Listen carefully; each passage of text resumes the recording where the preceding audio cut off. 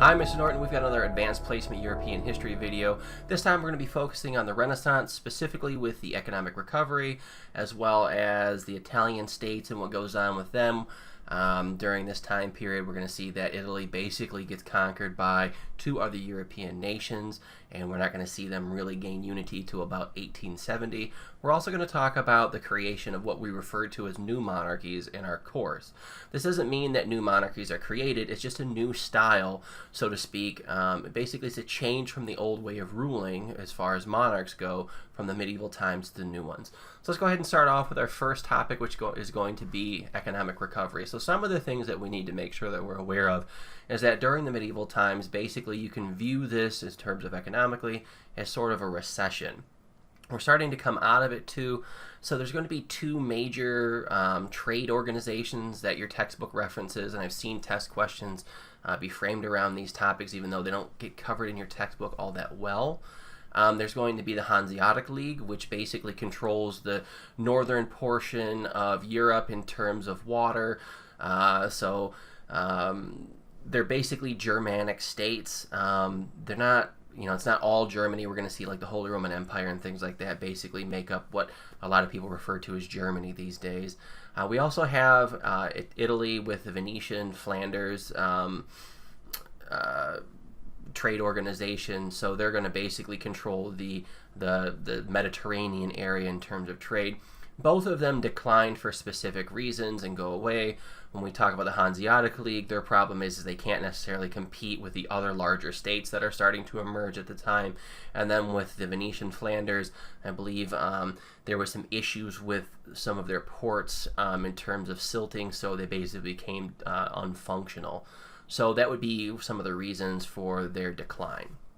Okay, moving on. Some of the things that are going on during this time is basically you have industries that had been basically in decline during the medieval times are starting to come back, and that would include examples like the wool and textile industry.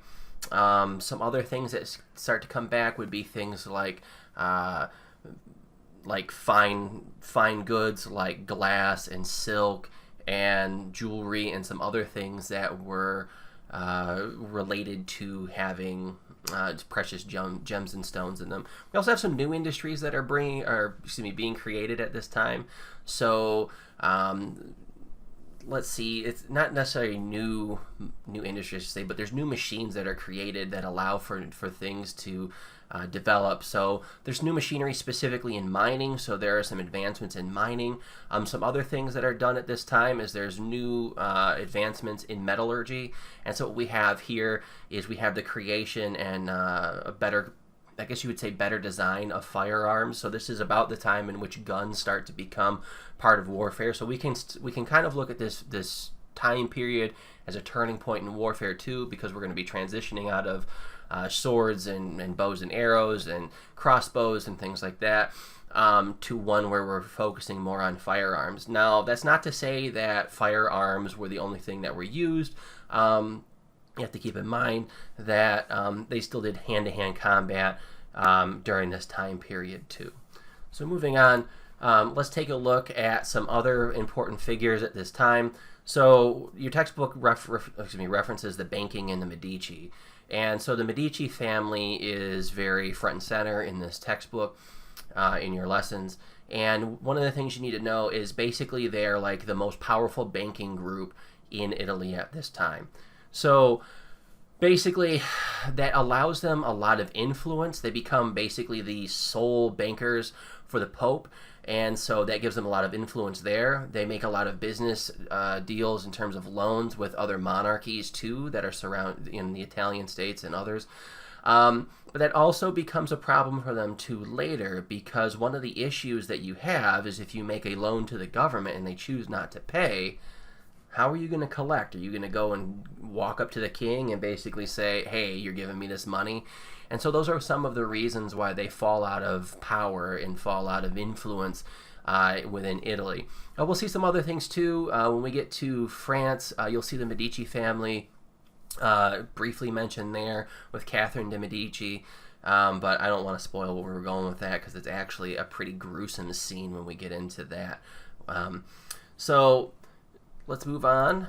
we're talking about the 5 states that are basically make up Europe. The first one we're going to focus on is going to be Milan. And so Milan is one of the city-states that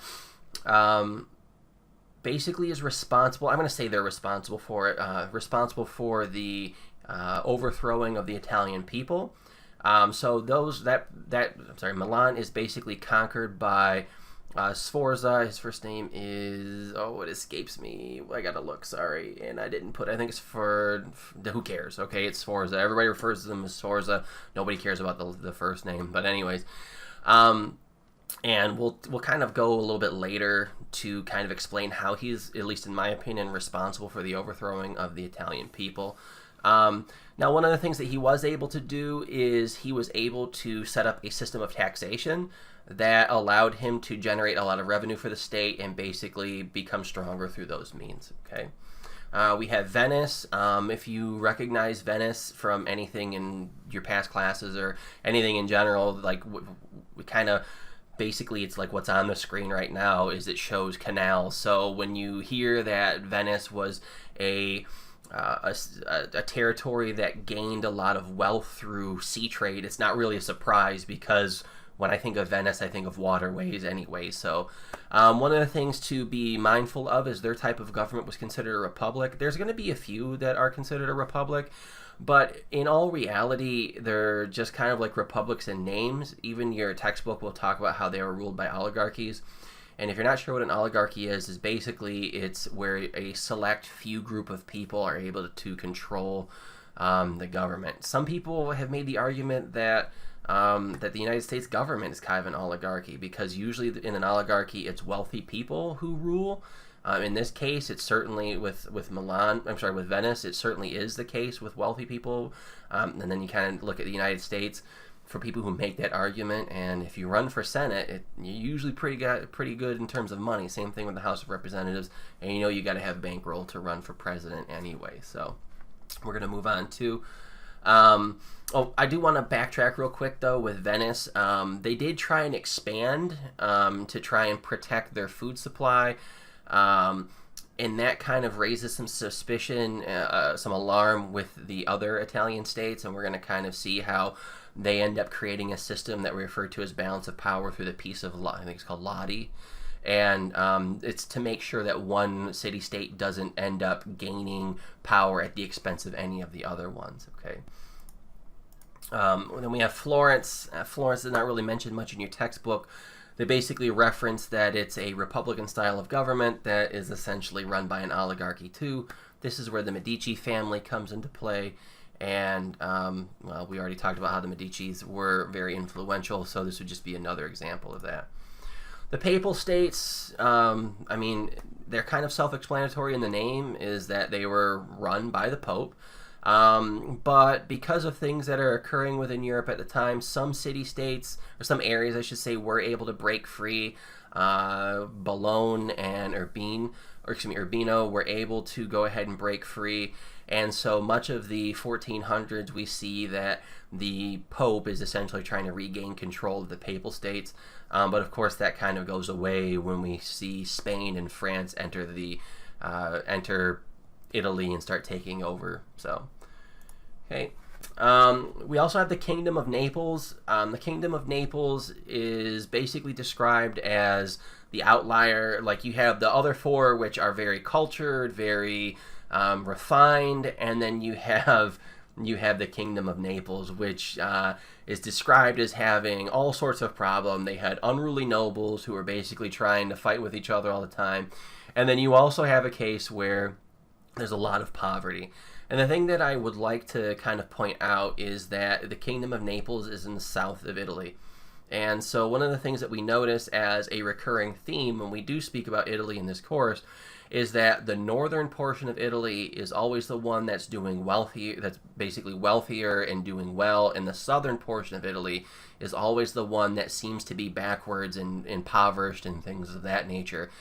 And even if you look at it, I believe all the way into today, that kind of theme hasn't exactly changed. So that's where we're at as far as that goes. So let's go ahead and get into the next part, which we're talking about balance of power. And so balance of power, as I referenced before, that's to make sure that no one has more power than the other.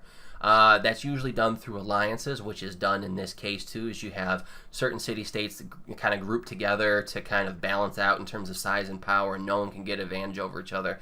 Balance of power will be something that we talk about specifically when we get into the 1800s and 1900s, when we start talking about conflict between the nation states. We have alliances that are formed during that time. So basically how this balance of power breaks down is you have Sforza, who kind of feels isolated and feels the need to get an advantage, so he decides to invite the French to intervene in Italian politics. And the French are happy to oblige because Italy is full of riches that France would love to get a hold of. And what ends up happening is basically France comes in and conquers Naples. And so then what ends up happening at that point is the other city-states feel compelled to get other powerful nations involved that are within Europe, and they reach out to Spain. So now what ends up happening is Spain begins invading Italy. And what you end up having out of this issue is you have where Spain and France basically are fighting each other for control of Italy. Eventually, it becomes Spain is the victorious group, and they control Italy for a very long time. Eventually, it's going to switch over to Austria in terms of who controls Italy, but that's not for several hundred years.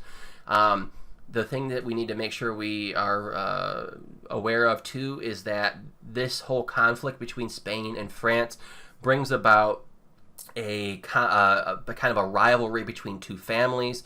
You have the Habsburgs, which are the rulers of the Holy Roman Empire, and eventually they rule Spain.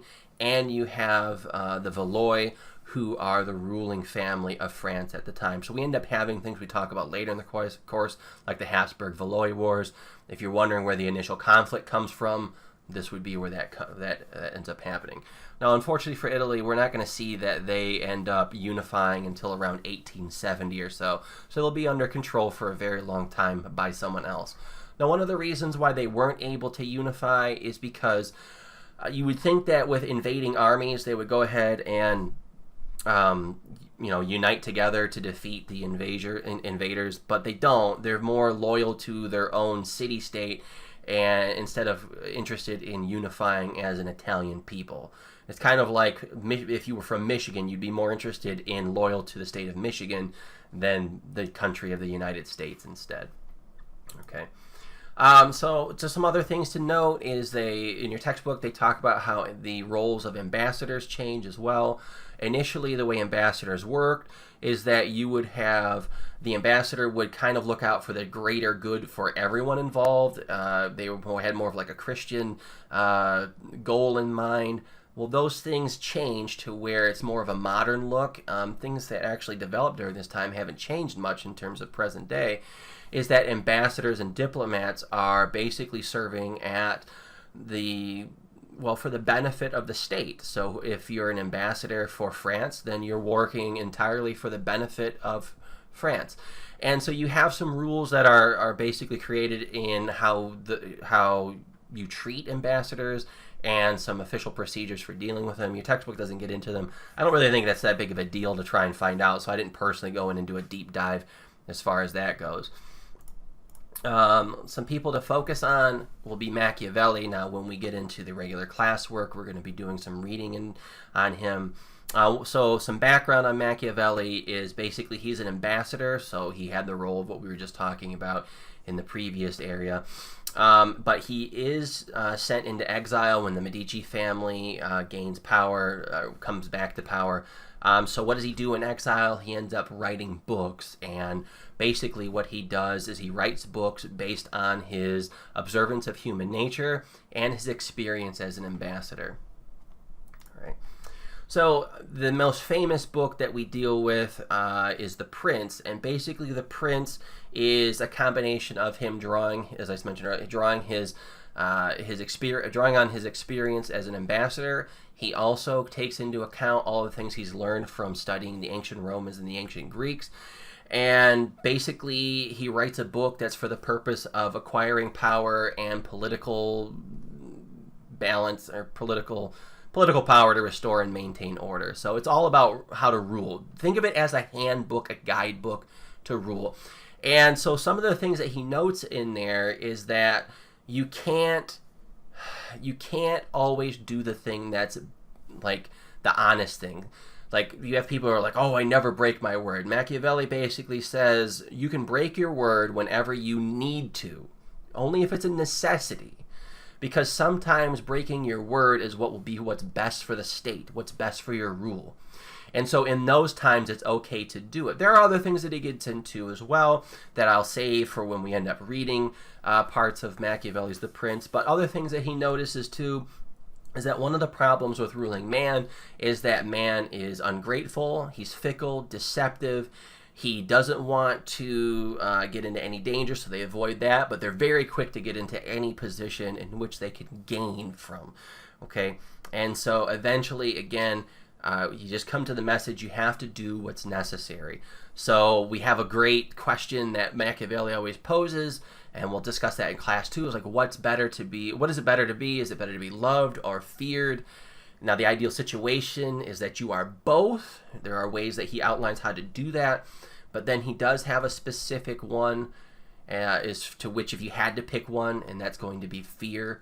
And he goes into specific reasons why. Basically, like, people won't be as quick to cross you because they're afraid of what would happen. I think a great mentioning that he has is that you can be feared but not hated. So that's taking it one step further. Like, when people hate, they'll actually maybe try and get together and try and overthrow you. But if they have that fear of consequence, then they'll be more likely to do what is asked of them. Where people who really just love others and don't fear any consequences, they'll basically betray you whenever it's convenient for them. But if they do have that fear, it's like, if I betray them, if I do something I'm not supposed to, I'm going to have a consequence, and I'm not sure I want that consequence. But if you're just like, I don't fear that guy, you're like, I'll do whatever I want, screw that guy. Okay. So we're getting into the European states in the Renaissance. You basically have three nations that are going to emerge, and that's going to be England, France, and Spain.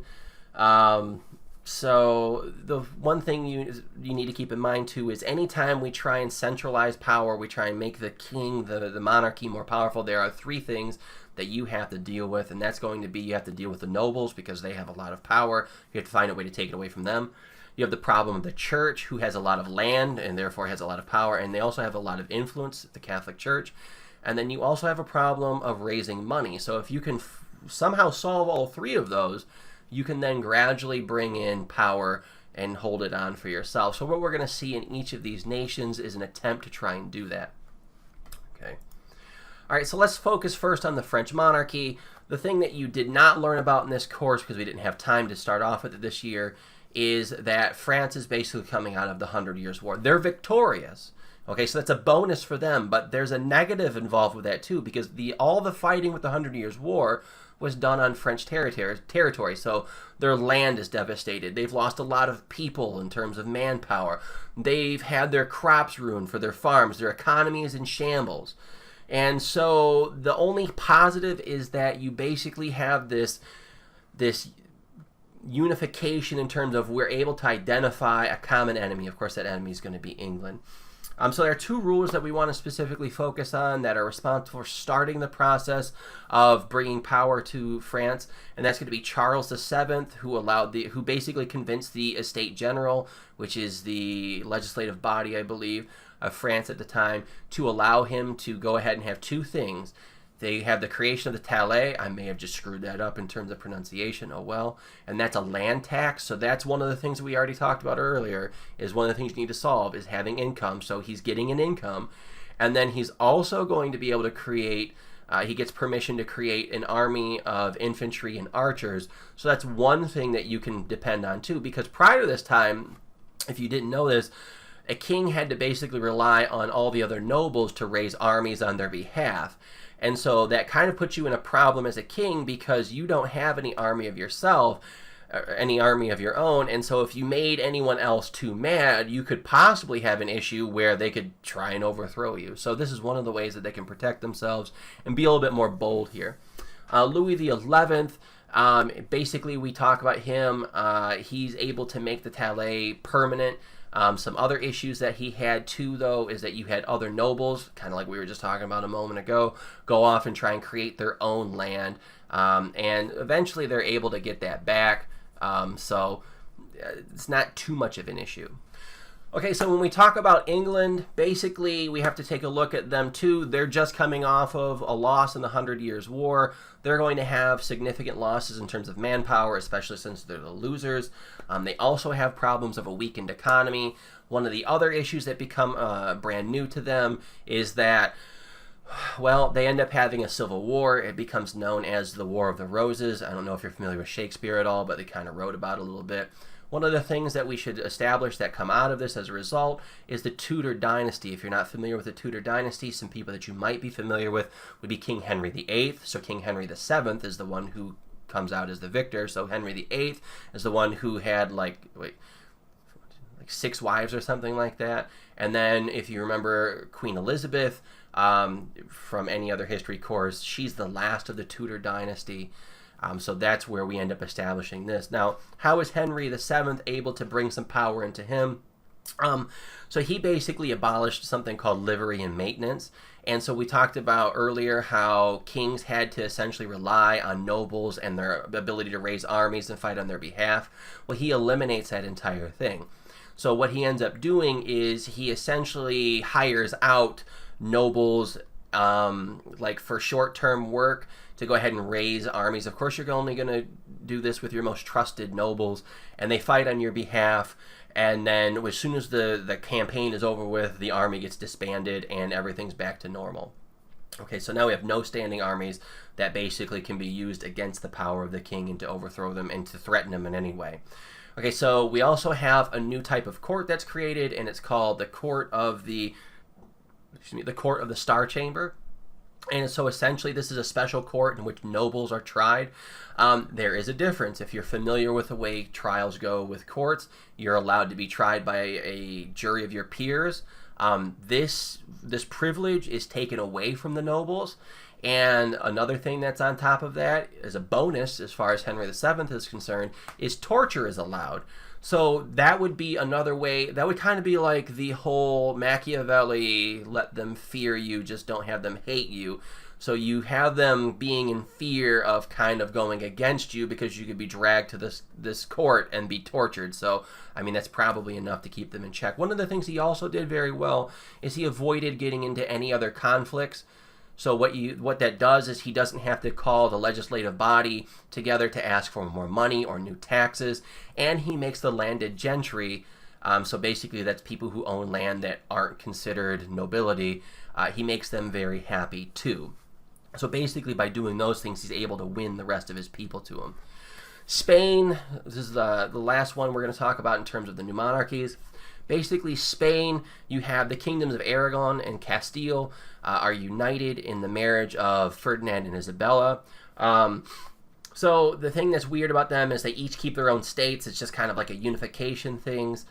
So how did they start basically centralizing power? Well, the first thing that they end up doing is they go ahead and all the nobles who were responsible for running important government positions, they kick them out and they replace them with people who aren't nobles, and they're lawyers. And so what that does is it establishes people in important positions within the government that are going to be strictly loyal to the king and queen. So right here, you're weakening the power of the nobility. They're achieving one of those things. They actually, in my opinion, Spain goes the furthest in terms of trying to centralize power because they also go ahead and get control of the church. Somehow they're able to convince the Pope to allow them to go ahead and appoint the most important positions within the Catholic Church within Spain. So basically, once again, just like we did with the government positions, we're appointing people who are loyal to the king and queen. Now, some things to add on to that is that this movement of anti-Semitism. Now, keep in mind, anti-Semitism isn't exactly something new. If you don't know what that is, basically that means that you don't like Jewish people and you do things to kind of, well, make, you think of it this way. Hitler was anti-Semitic, so you kind of get the picture here, okay? No, they didn't go to that extreme, but Okay, so one of the things we want to take note of is that we have the creation of the Spanish Inquisition. So basically what it was is that if you were going to work for the government, you had to be Catholic. Like, that was your choice, is you had to convert from Judaism to Catholicism. And so one of the things that people were complaining about is, like, you'd be like, yeah, okay, I converted to Catholicism. Yeah, sure I did. And so I'm, like, going back to Judaism. So people were complaining about that. So that creates the Spanish Inquisition, which basically goes around and does a lot of investigating. They're really brutal in some of their tactics to see if you've converted back to Judaism. Eventually, it doesn't become a big deal anyways in terms of this, because no one, well, I don't want to say big deal. I don't want to say, what I meant to say is basically this whole process is kind of thrown out, because eventually what happens is the king and queen say, look, if you're not Catholic, you gotta go. It doesn't matter. Everybody's out. So all the people who were non-practicing Catholic, who were Jews that didn't convert, like, it was okay that they were Jewish, where they were going to make them convert. It was only if you were in the government. Now we're just giving everybody the choice. Either convert to Christianity and Catholicism, or you leave. And they do the same thing with the Muslims, because there's a large Muslim population within Spain at that time. You either convert to Catholicism, or you leave. Okay, so the last group that we're going to focus on is going to be the Holy Roman Empire. And so they didn't necessarily gain as much power as the other nations that we had referred to. And so the thing that we need to keep in mind is that the way that you became the ruler was a little bit different. So what we have there is we have a case where you're actually voted to be the leader. So the thing that you may not be aware of is the Holy Roman Empire is basically a bunch of, like, 300 or so little city-states all combined into one empire. So basically they vote to figure out who's going to be the leader. So the Habsburg family is the one who comes to the forefront in terms of power. They gain a bunch of territory that's in modern-day Austria. We kind of just refer to Austria a lot in this course, but Austria doesn't necessarily exist during this time. It's just the land that was Austria. So one of the things we need to go ahead and understand too is that the Habsburg family rises to power a lot because of the marriages that they're able to forge, and what we end up happening is what I kind of mentioned earlier, is basically you end up having the Habsburg because of all the different marriages that occurred and a bunch of deaths that end up occurring after that. Is you end up having the Habsburgs controlling all of the Holy Roman Empire and all of Spain, and then you have France in the middle, and that becomes a problem between the two because they see each other as threats, specifically France, because they're surrounded on both borders. Okay. So that's going to kind of wrap it up. This has kind of been a long one. There's some other stuff I could mention, but it's kind of minor, so I'm just going to leave that for another time. Hopefully you got a lot of information out of this, and we're going to transition into a new video shortly. Thanks for watching.